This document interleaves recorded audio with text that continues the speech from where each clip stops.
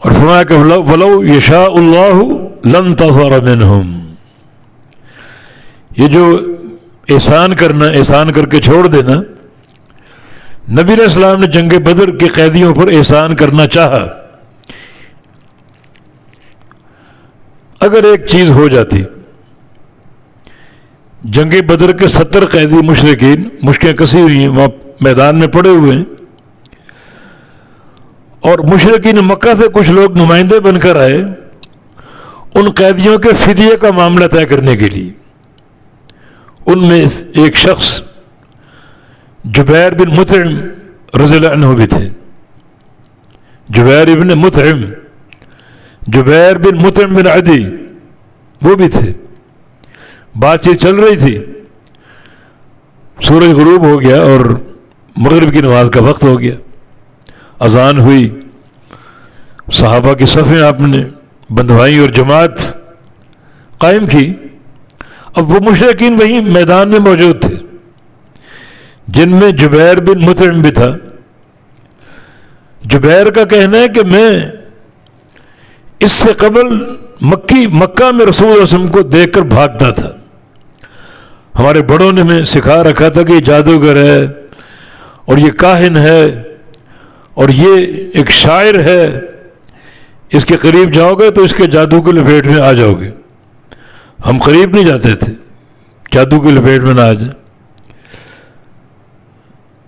آپ کو دیکھ کر بھاگتے ہی پروپیگنڈا تھا ہمارے بڑوں کا. آج کہیں جا نہیں سکتے تھے، کہیں بھاگ نہیں سکتے تھے، تو آج تو معاملہ طے کرنے آئے تھے ان قیدیوں کا. اسی دوران جماعت کھڑی ہوئی مغرب کی، اور نبی علیہ السلام نے مغرب کی نماز میں سورۃ طور پڑھی.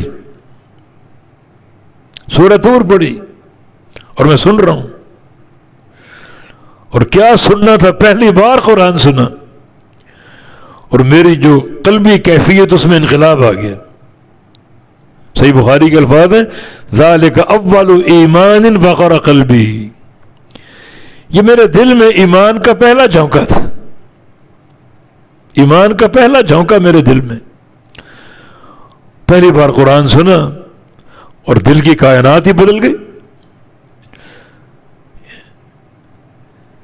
تو ان قیدیوں کی بات کرنے آئے تھے کون؟ جبیر بن مطعم رضی اللہ عنہ. اس موقع پر اللہ کے نبی نے ایک جملہ کہا جبیر کو دیکھ کر. ان کے والد مطعم بن عدی فرمایا کہ لو کان مطعم بن عدی حیا ثم کلمنی فی ہؤلاء النتنہ لترکتہم لہ. آج اگر مطعم بن عدی یعنی جبیر کا باپ زندہ ہوتا اور وہ ان کی سفارش کرتا کہ ان کو چھوڑ دو میری سفارش پر، تو اس کی اکیلے کی سفارش پر میں ان سارے مرداروں کو چھوڑ دیتا. نتنا کے الفاظ، نتن کی جمع نتنا مردار. حالانکہ وہ زندہ تھے لیکن آپ نے مردار کہا. اس میں بھی بڑی معنویت ہے. کفار جتنا بھی مالا مال ہو، مسلح ہو، وہ مردار ہے، ہمارا مقابلہ نہیں کر سکتا. شرک بزدلی ہے، وہ مردار ہے. وہ یہ ہمیں تقویت دے گئی. ایک مردہ آپ کا کیا بگاڑ لے گا؟ یہ ہماری قوت کا باعث.